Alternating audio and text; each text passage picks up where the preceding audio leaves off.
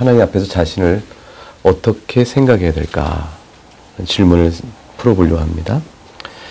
어떤 사람은 하나님 앞에 서게 되면 늘 자신이 하나님의 자녀다라는 자부심을 갖고 표현한데, 어떤 사람은 늘 하나님 앞에 있으면 죄인이라는 생각으로 인해서 심령의 눌림과 정반대 영적 정서를 갖게 됩니다.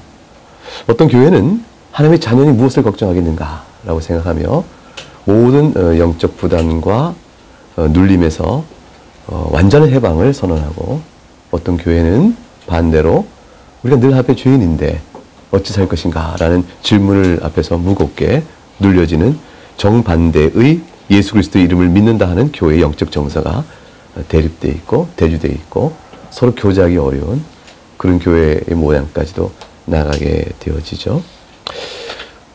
누가 옳은가? 어떻게 하는가? 나는 그러면 어느 쪽에 있는가? 여러분, 이런 것들을 생각해 볼 필요 있을 때 교회의 유형을 보게 되면 금방 드러나요. 구원파는 한쪽 극단에 가 있죠. 그곳에 가서 모든 걸 내려놓은 해방감을 느꼈다 하고, 또 다른 극단에 가게 되면 아주 엄숙주의가 있게 됩니다. 절간에 온 듯한 교회도 있죠. 성경을 보게 되면, 그래서 로마서 8장 16절과 17절을 보게 되면, 성령이 친히 우리 영과 더불어 우리가 하나님의 자녀인 것을 증언하시나니, 자녀이면 또한 상속자 곧 하나님의 상속자요 그리스도와 함께한 상속자니 우리가 그와 함께 영광을 받게 고난도 함께 받아야 할 것이냐. 로마서 8장 16, 17절에서는 분명히 우리가 하나님의 자녀라는 선언이 되어졌어요. 그러니까 이 말씀의 근거로 우리가 하나님 앞에서 어떤 자입니까? 라는 질문의 답은 하나님의 자녀입니다 라고 답을 할 수가 있죠. 그런데 디모데서 1장 15절, 우리가 방금 읽었던 본문 중에 하나에는 밑보다 모든 사람이 받을 만한 이 말이요 그리스도 예수께서 죄인을 구원하시려고 세상에 임하셨다 하였노라. 그 다음에 뭐로 되어 있어요? 죄인 중에 내가 괴순이라. 그러면 생각을 한번 해보는 거죠. 그리스도인은 스스로 자신의 이해를 어떻게 가져야 할 것인가? 죄인인가? 아니면 하나님의 자녀인가? 로마서에서는 자신을 하나님의 자녀이며 장차 그리스도와 함께 영광을 받을 자를 고백한 분도 바울 사도고, 디모데전서 1장에서 우리가 봤던 자신을 죄인 중에 괴수라고 고백한 분도 바울 사도니, 바울 사도 도대체 이 두 가지 고백 속에서 자신을 하나님 앞에 어떤 사람으로 스스로를 보고 있는 것일까? 디모데전서 1장 15절을 좀 더 주의 깊게 볼 필요가 있습니다. 디모데전서 1장 15절을 다시 보게 되면 자신을 죄인 중에 괴수라고 사도 바울이 말하고 있는데, 그런데 가만히 보시면 죄인 중에 괴수였었다라는 과거 사실을 얘기하고 있는 것인지, 아니면 지금도 여전히 죄인 중에 괴수일 뿐이다 라고 말하고 있는 건지, 그 시점을 생각할 필요가 있어요. 우리말 본문 속에서는 내가 죄인 중에 괴수니라 되어 있으니까 시제가 어떻게 될까요? 현재죠. 현재가 맞습니다. 그래서 바울 사도는 자신을 지금 죄인 중에 현재 죄인 중에 괴수라고 말하고 있어요. 이 말은 자신이 과거에도 물론 그럴 뿐이나 그랬을 뿐만 아니라 지금도 여전히 그러하다는 고백을 하고 있는 것이죠. 자신이 옛날에는 죄인이었는데 지금 안 그렇다라고 말하는 것이 아니고, 전에도 죄인이었고 지금도 여전히 그러하다고 고백을 하고 있는 겁니다. 디모데전서 1장 13절을 가게 되면 그 위에 15절을 읽었는데 13절 한번 읽어볼까요? 시작. 내가 전에는 비방자요 박해자요 폭행자였으나 도리어 긍휼을 입은 것은 내가 믿지 아니할 때에 알지 못하고 행하였습니다. 분명히 자신이 과거의 죄인이었다, 비방자요 박해자 폭행자라는 표현으로 자신이 어떤 상태에 있는가를 말하고 있고, 15절에서 내가 죄인 중에 괴수라고 말하고 있으니까 자신의 죄인됨을 그리스도는 하나님 앞에 섰을 때 과거의 회상으로만 말하는 것이 아니고 현재 진행으로 말하여야 합니다. 그렇다면 우리는 하나님 앞에 어떤 존재인가 생각하면 죄인입니다라는 말밖에 달리 할 말이 없지 않은가 싶은데, 그럼에도 불구하고 15절 다음 절인 16절을 살펴볼 필요가 있어요. 16절을 보겠습니다. 그러나 내가 긍휼을 입은 까닭은 예수 그리스도께서 내게 먼저 일체 오래 참으심을 보이사 후에 주를 믿어 영생 얻는 자들에게 본이 되게 하려 하심이라. 바울 사도에서 말하는 바가 뭘까요? 그것은 비록 자신이 죄인이었지만 그리스도께서 죄인을 구원하러 오셨고 그러한 그리스도의 은혜 때문에 자신이 지금도 현재 진행 중인 부인할 수 없는 죄인주의 교수인 자신 같은 자도 그리스도의 긍휼을 입은 자가 되었다. 이거를 말하고 싶은 거죠. 그럼 자신이 주님을 찬송하지 않을 수가 있겠는가? 그리스도께서 16절의 말씀은 나 같은 죄를 향해서도 일체 오래 참으셨다. 그리하여 주께서 내게 보이신 것은 어떤 죄인이라도 나 같은 자도 그리했으니 어떤 죄인이라도 예수를 믿으면 영원한 생명을 얻게 될 것이라. 그리고 누구라도 예수를 믿으면 영원한 생명을 얻게 될 것이니 그 질문 앞에서 내가 바로 그 예요 라고 말할 수 있겠다라고 말하는 것이죠. 긍휼을 내가 그리스도로 말미암아 입었으니 그럼 죄인이 아니란 말인가? 바울 사도는 내가 그리스도의 긍휼을 오래 참는 긍휼을 입었기 때문에 더 이상은 죄인이 아니다 이렇게 말하는 것은 아니에요. 말하는 요점은 저는 죄인이었기 때문에 도무지 구원받을 수 없는 자였지만 오직 하나님의 긍휼을 입어 그리스도 말미암아 구원을 받은 자가 되었고 이러한 긍휼은 지금도 여전히 죄인인 자신에게 하나님의 자녀로 구원받을 수 있는 유일하며 절대적인 이유로 주어지고 있다라고 고백하고 있는 겁니다. 이러한 사도 바울의 고백을 잘 이해하면 신자가 자신을 어떻게 바라봐야 할 것인가라는 아까 처음에 설교 전에 던졌던 질문에 대한 균형 있는 답변을 가질 수가 있게 됩니다. 신자가 하나님 앞에서 죄인입니다라고 고백할 때 절대로 잊지 않아야 될 한 가지 사실이 있습니다. 그것은 신자가 죄인이라고 고백할 때는 반드시 자신이 항상 예수 그리스도 안에서 고백하고 있다는 사실을 잊어서는 안 됩니다. 내가 예수 그리스도 안에서 하나님께 죄인입니다 하고 고백하고 있다는 이 사실을 잊어버리면 그리스도의 긍휼로 인한 복음은 한순간에 사라지고 오직 무섭고 두려운 정죄 율법만 우리 앞에 나타나게 되는 겁니다. 바울 사도는 자신이 죄인 중에 괴수라고 말할 때 그 죄인 중에 괴수란 말이 엄청난 고백인데 그 고백을 하면서 무섭고 두려운 율법의 정죄를 의식하고 있는 것이 아니고 예수 그리스도 안에서 그 고백을 하고 있는 것이죠. 사실 자신이 죄인이라는 고백은 그 자체가 예수 그리스도를 알지 못하면 불가능한 것입니다. 도덕적인 허물을 피상적으로 인정하는 일이야 불신자들 가운데 나타나는 일이니까 그런 의미에서 허물을 자신이 보면서 죄인이에요 이렇게 말하는 거 바울의 지금 고백은 그런 차원의 것이 전혀 아니죠.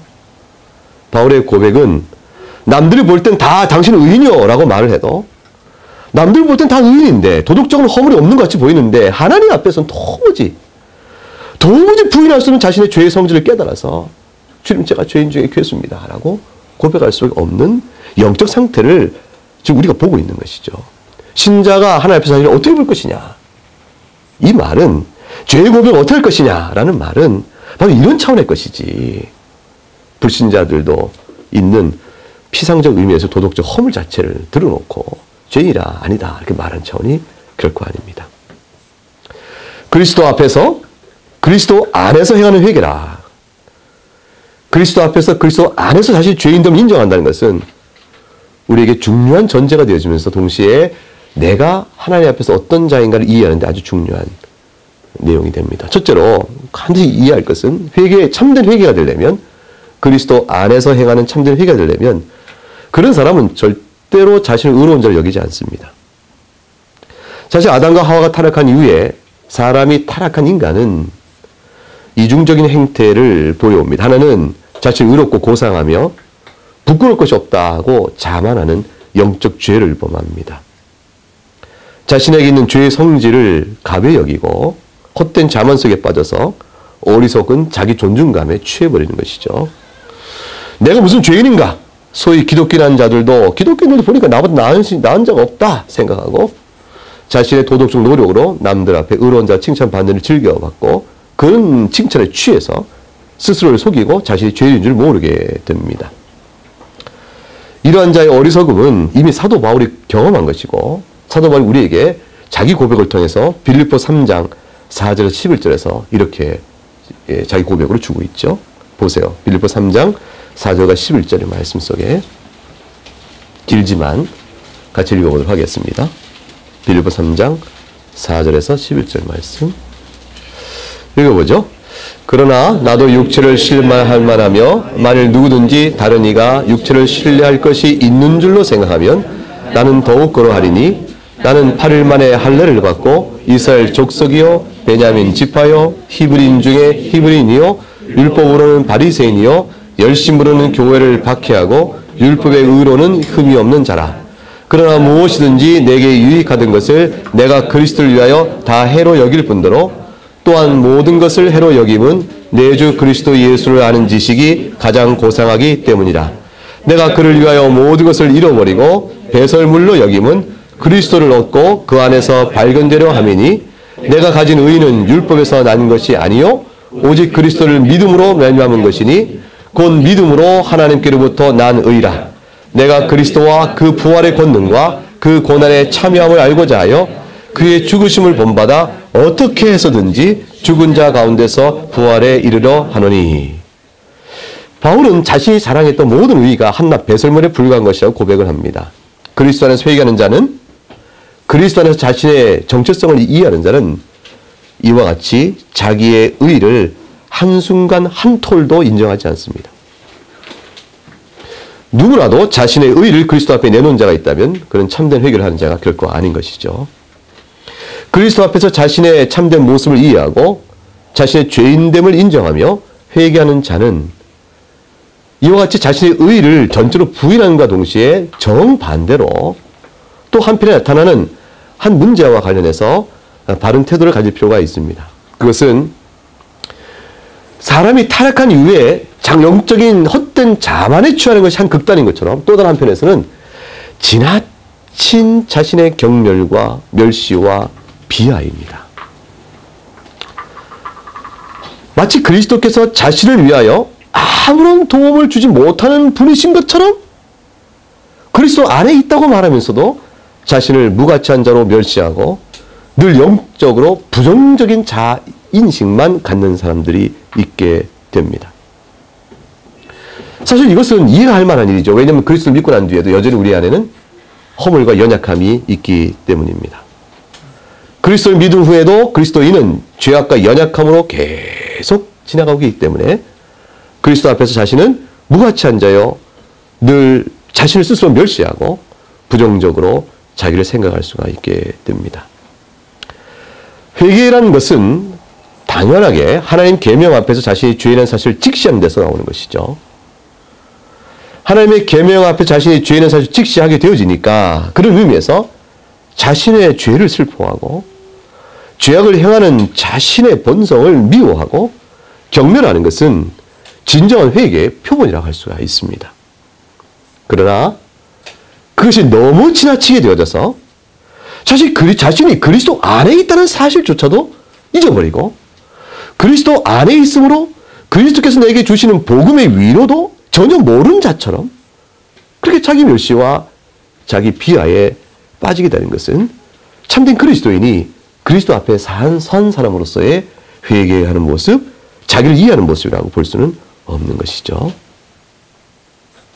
그리스도 안에서 회개하는 자는 늘 자신이 하나님 앞에서 자신이 죄와 허물로 얼룩진 자임을 고백하되 그 동시에 항상 잊지 말 것은 나는 하나님 앞에서 내 자신이 죄와 허물이 있다고 고백하지 않을 수가 없지만 하나님께서 나를 보실 때 항상 그리스도 안에 있는 나를 보시고 따라서 그리스도 의로 덧입은 자로 나를 보신다는 사실을 잊지 말아야 합니다.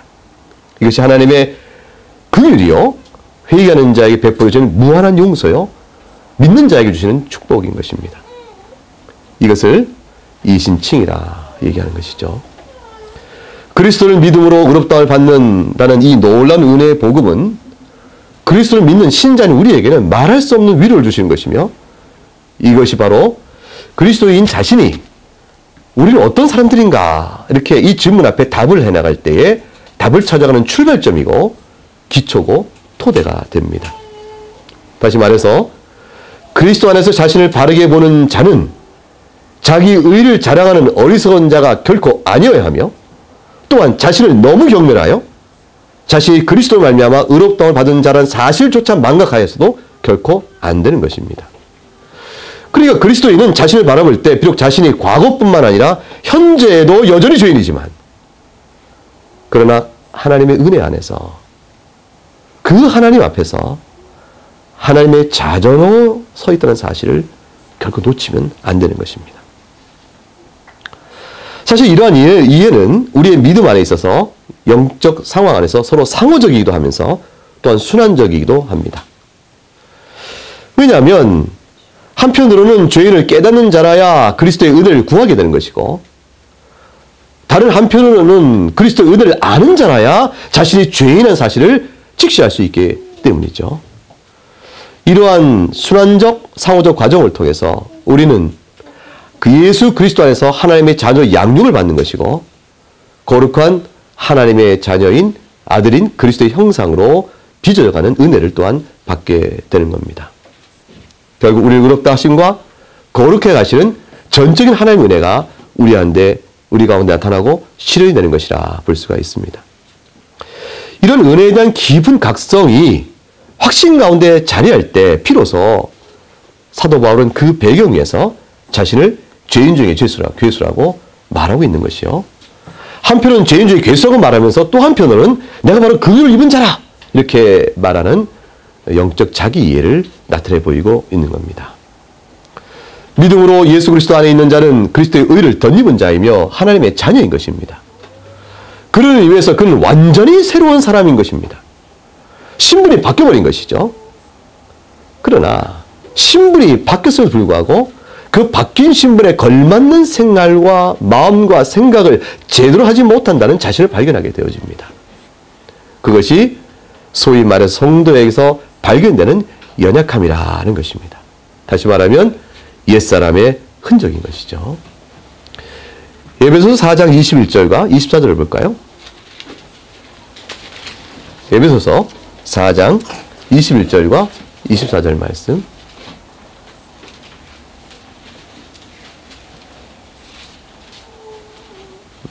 우리 읽어보겠습니다. 진리가 예수 안에 있는 것 같이 너희가 참으로 그에게서 듣고 또한 그 안에서 가르침을 받았을진데 너희는 유혹의 욕심을 따라 썩어져가는 구습을 따르는 옛사람을 벗어버리고 오직 너희의 심령이 새롭게 되어 하나님을 따라 의와 진리의 거룩함으로 지으심을 받은 새 사람을 입으라. 이 본문의 말씀이 옛사람을 벗어버리라, 새 사람을 입으라 명령으로 이렇게 번역이 되어 있으니까 마치 아무것도 되어 있지 못한 채 옛사람인데 이걸 벗어버릴 나의 짐이 있고 새 사람을 입어야 할 텐데 새 사람이 잘 안 입혀진다라는 그러한 신자의 상태를 말하는 것처럼 보이죠. 그러나 사실은 이 본문의 원래 의미는 옛사람은 너희가 이미 옛사람을 벗은 자가 아니냐, 너희는 이미 새 사람을 입은 자라라는 사실적 전제를 먼저 나타내고 있는 말씀입니다. 즉 이미 여러분이 그리스도 안에 있었으며 그리스도 안에 있기 때문에 여러분 결코 옛사람이 아니요 그거죠. 신분적 의미예요. 하나님 보실 때 여러분 절대 옛사람이 아니요. 하나님 보실 때 여러분은 새 사람이니, 그러니 새 사람인 여러분이 여러분 속에서 일하시는, 여러분의 심령 가운데 일하시는 성령의 은혜를 계속적으로 받아서 그 성령께서 여러분의 심령을 새롭게 하시는 은혜를 계속해서 입어서 마침내 의와 진리의 거룩함을 따라 살아가야 될 것이 아닌가 이렇게 말씀하고 있는 겁니다. 의와 진리의 거룩함을 따라 살아가는 이 말씀은 오직 신자에게만 줄 수 있는 말씀이요. 따라서 옛사람도 아니요 새사람도 아닌 자가 아니고 아니면 단지 옛사람이기만 한 자가 아니고 오직 새사람인 사람에게 주는 말씀입니다. 골로새서 3장 9절과 10절을 보게 되면 이 말씀이 좀 더 뚜렷하게 이렇게 더 짧은 구절이지만 신자됨의 신분적 상태와 그가 가져야 될 영적 출발점이 어디 있는가를 더욱더 뚜렷하게 잘 번역해 제시해 줍니다. 골로새 3장 9절과 10절 읽어보면 너희가 서로 거짓말을 하지 말라, 옛사람과 그 행위를 벗어버리고 새 사람을 입었으니 이는 자기를 창조하신 이의 형상을 따라 지식에까지 새롭게 하심을 입은 자라. 좀 더 분명하죠. 옛사람과 그 행위를 벗어버려라. 벗어버리고 이미 너희가 새 사람을 입었느니라고 진술하고 있습니다. 그러니 그리스도 안에서 이미 이 사실은 이루어진 일이라. 다만 여러분에게 남아있는 것은 옛사람의 흔적뿐이에요. 여러분은 옛사람이 아니요 옛사람의 흔적이 남아있을 뿐이에요. 그 유혹의 욕심을 따라 썩어드는 구습이 신자에게도 잔존한다라는 사실은 우리가 경험적으로 아는 일이요. 그것 때문에 하나님 앞에서 여전히 우리가 죄인됨을 고백하게 되는 것이죠.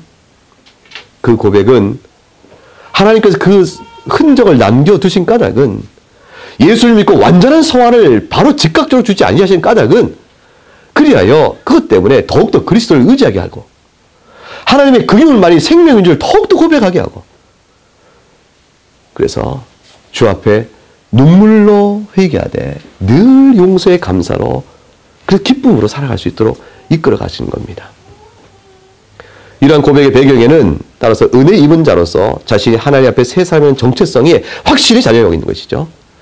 따라서 회개는 구원을 받았는가 받지 못했는가 영적 불안 때문에 하는 것이 아니고 은혜 가운데 있는 자의 확신 가운데서 새 사람으로 주 앞에 나갈 때 옛사람의 때를 남아있는 흔적을 지우면서 하나님 앞에 나갈 때 비로소 참된 신자의 확신, 신자의 회개가 있다라고 볼 수가 있습니다. 로마서 8장 9절에 만일 너희 속에 하나님의 영이 거하시면 너희가 육신에 있지 아니하고 영에 있나니 누구든지 그리스도의 영이 없으면 그리스도의 사람이 아니라 그랬습니다. 그리스도 안에 있다는 것은 하나님의 영, 꼭 성령께서 우리 안에 거하신다는 것이요. 그것은 곧 우리가 그리스도의 영이 있으므로 그리스도의 사람이라는 사실을 말하고 있으므로 우리가 회개와 영적 침체 또는 하나님의 계명 앞에서의 우리 허물로 인하여 두려워할 것이 아니라는 것이죠. 그리스도 안에 있는 사람은 자신이 죄인이라는 사실을 확인하면서도 그 확인된 죄인된 고백 속에서 드러나고 있는 자신의 죄성, 죄의 성질에 대항하여 싸우고자 하며 근데 싸우고자 하는데 이미 새 사람이요 그리스도의 영이 우리 안에 있기 때문에 싸우면 반드시 이긴다라는 승리에 대한 확신을 갖고 나가는 것입니다.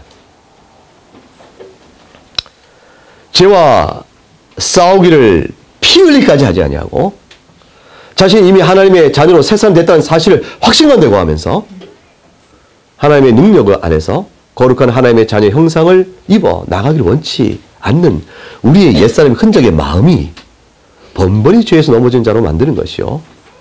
그러나 마음을 돌이켜 주의 능력을 구하고 엎드리면 하나님 주신 능력 안에서 죄도 이겨갈 수가 있다라는 것을 약속의 말씀으로 주고 있는 겁니다.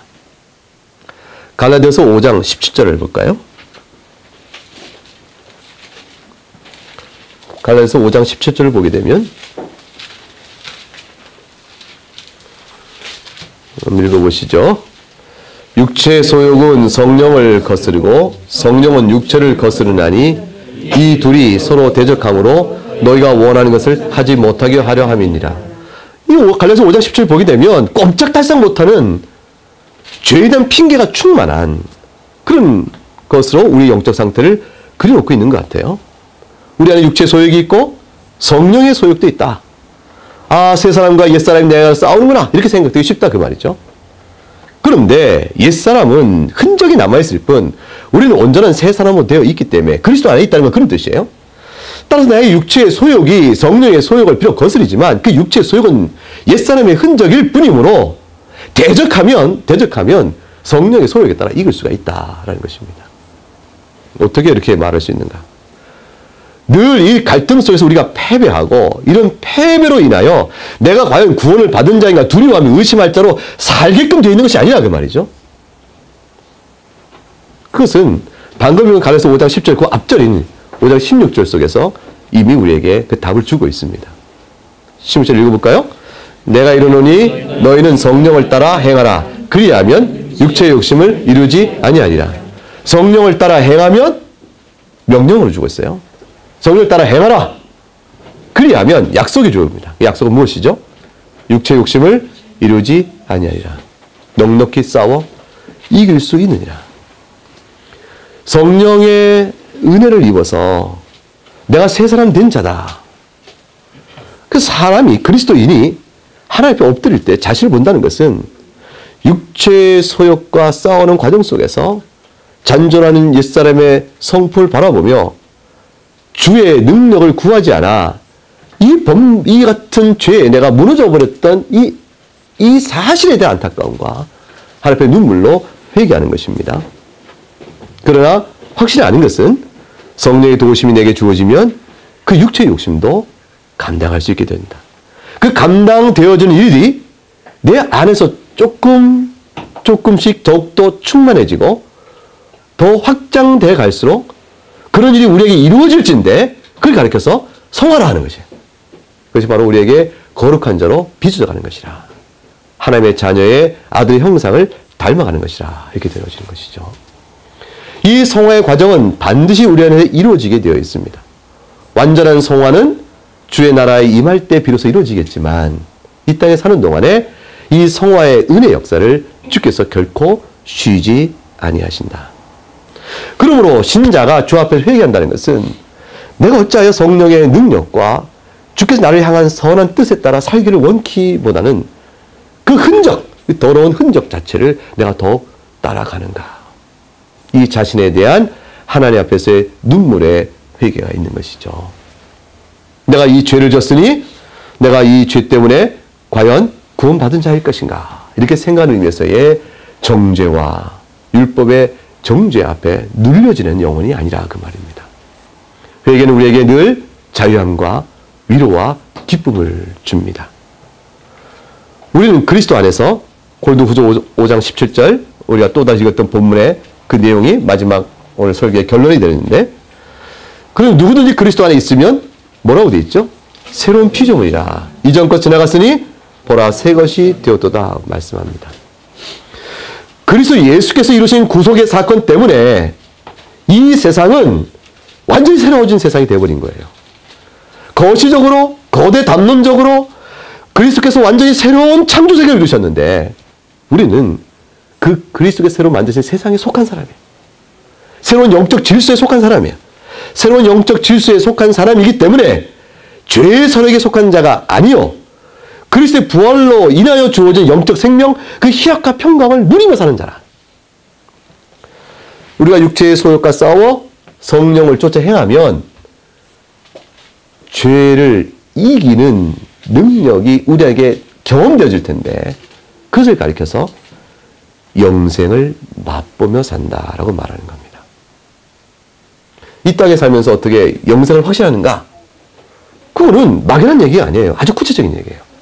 내 안에 있는 옛사람의 흔적을 새 사람 안에서 지워버릴 수 있을 때 그걸 하나씩 지워가는 감동과 감격이 내 안에 있게 될 때 그렇지 못해서 주 앞에 눈물로 회개하면서 내가 주의 성령의 능력을 구하지 않은 것에 대한 자신의 게으름을 주 앞에 내놓게 될 때 힘주시는 위로를 받고 다시 주 앞에 서게 될 때 그때 경험되어지는 이 아주 경건의 능력과 힘과 향기가 있는데 그것이 바로 이 땅에 살면서 내가 영생을 얻은 자다라는 사실을 확신케 해주는 아주 특별한 경험들입니다.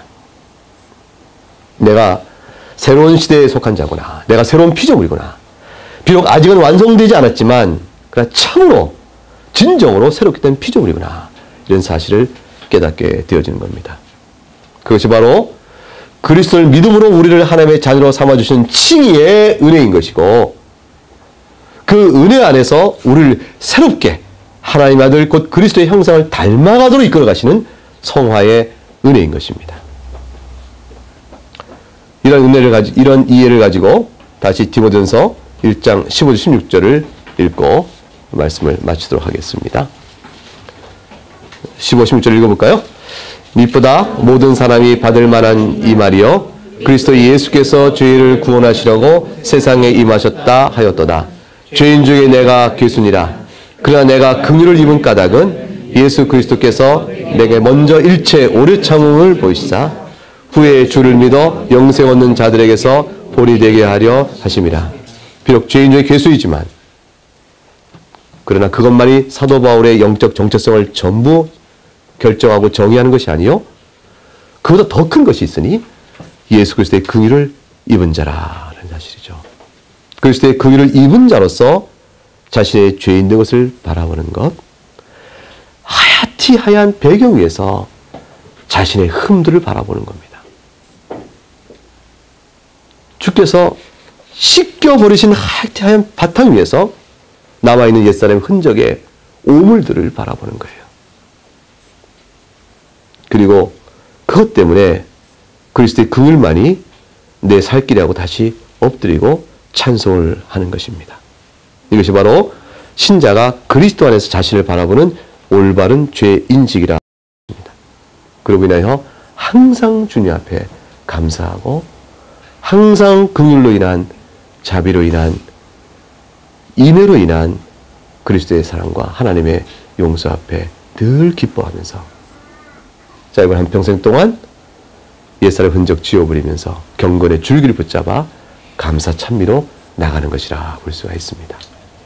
가벼운 복음 안에서 그 용서를 헛되이 자랑한 자가 아니요 계명의 앞에서 죄인의 눌림 때문에 복음의 자유를 모르는 자가 아니요 바울의 중심이 어디 있는가를 보면서 오늘도 주 안에서 같은 은혜를 누린 여러분에게도 그야말로 열매 맺는